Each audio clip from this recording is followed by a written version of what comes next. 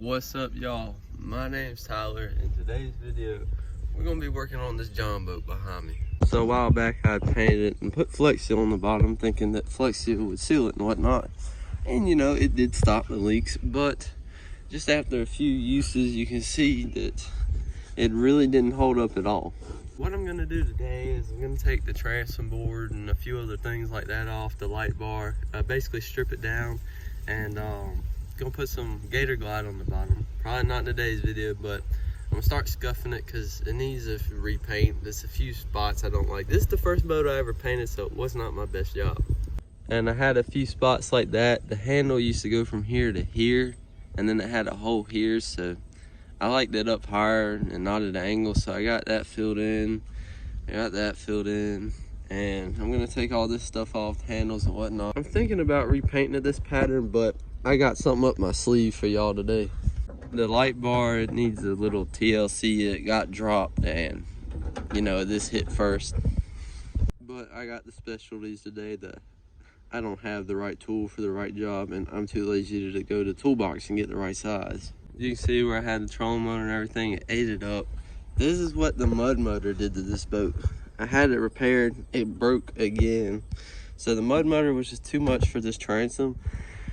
I was gonna beef it up, but honestly, it was just too much weight for this boat. And by the time I used it for what I actually wanted to, it was sketchy and I didn't like it.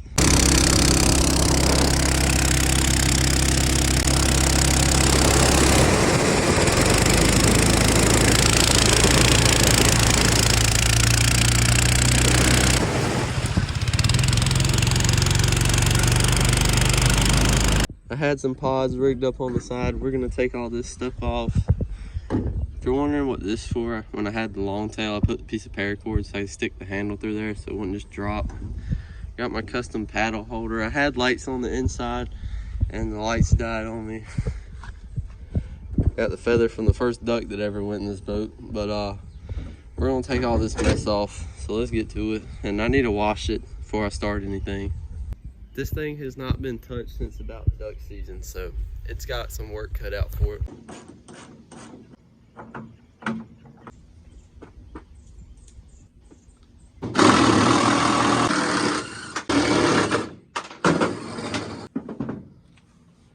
You can see what the mud motor really did to this thing. This board is bowed. That's how much it flexed. The transom should come out now. Yeah, that's what I'm talking about. I saw the flex in here. It's just too thin for what I wanted to do.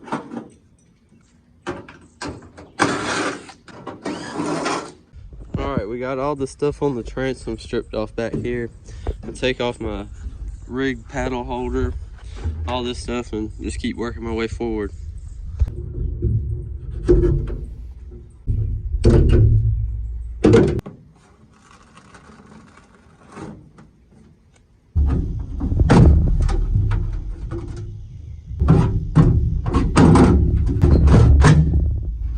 The good part about having a boat this light, you can slap it up on the fence and wash it out the easy way.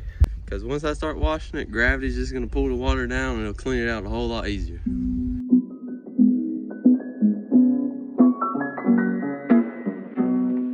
Usually the dirt will get trapped in there, but what I'll do is after I'm done washing it, I give it one good rinse and set it up on the stands and tilt it back a little bit so the water runs to the back. And once it dries, I just get the shop vac and vacuum out all the dirt and go over it once again, make sure there's no trash in it.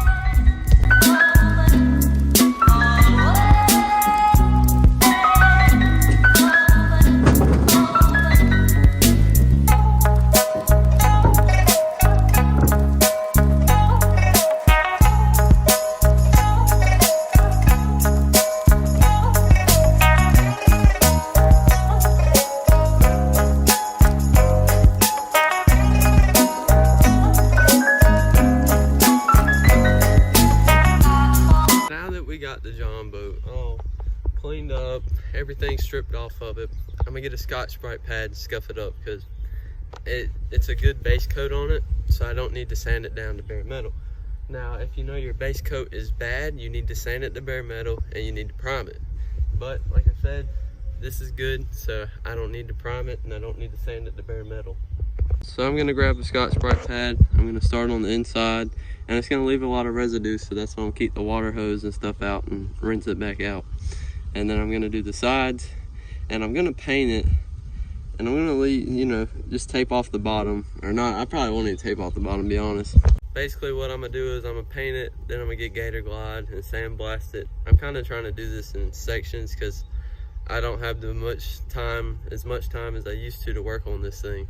All I'm doing right here is just scuffing it. Just not trying to get it down to bare metal or anything. Just enough so that when I go to paint it, that paint will stick real good. I mean, you can tell this was definitely my first paint job, and this is the main reason I want to redo it, is because I know I can do a lot better now. Well, y'all, the Scotch-Brite pad only lasted so long. I thought I had more and I didn't. So I'm gonna use some 220 grit and this little sanding block I got. And that'll also get rid of some of this high spots in this thing that don't look good. But I got most of the inside scuffed except the floor. Like I said, I don't feel like going to the store or spending money, so.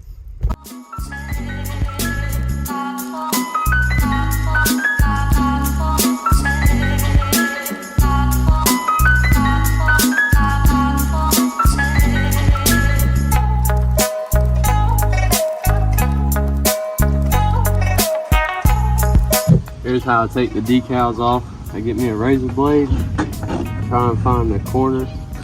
Now on these boats, the metal's not always the flattest, so just got to find the spot, start peeling.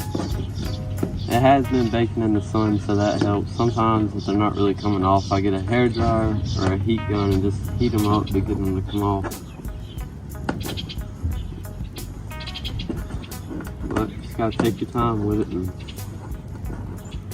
try your best. It can be aggravating.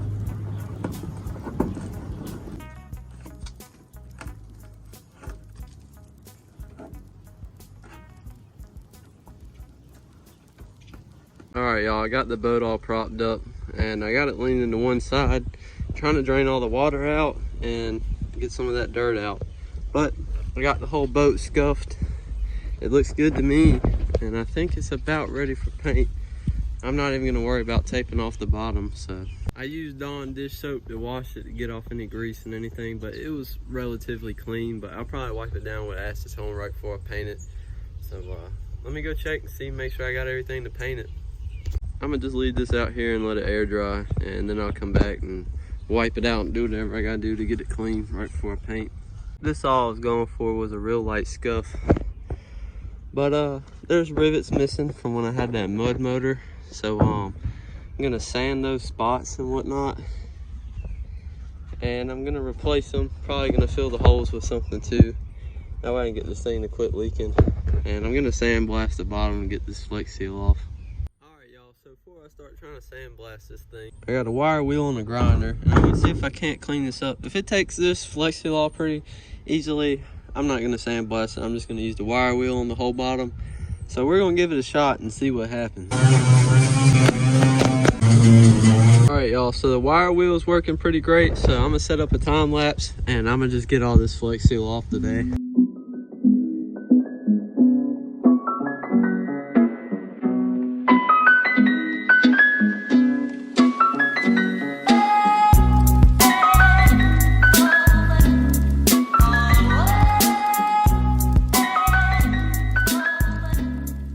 That made a real big mess, but since I don't have a sandblaster, it was in the wire wheel work. It was a lot faster and easier for me just to do the wire wheel instead of sandblasting it.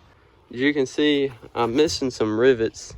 I counted, I'm missing 8 of them. That's why my boat leaks so bad. So my plan is, I gotta get this down to bare metal. So what I'm gonna do is sand the whole bottom. I'm gonna go buy this silicone stuff. And when I get the new rivets, I'm gonna put silicone around the rivet and pop them in place. And then I'm gonna let all that cure, and then I'll put Gator Glide on the bottom. My friend was telling me about that silicone stuff, so I can't remember the exact name, but I'm gonna try it out and I'll let y'all know. But today I got everything taken off the boat that needed to come off before I paint it. I got the inside and outside scuffed up. I got all the Flex Seal off the bottom. There's still a little bit here and there, but I'm gonna sand it like I said, so I'm not gonna worry about that too much. But once it's all done, it should look real good again. Shouldn't have any leaks or any issues with it, and it'll be good to go fishing again. I appreciate y'all watching. I'll catch you later, my fellow John boat enthusiasts. Made a mess though, goodness.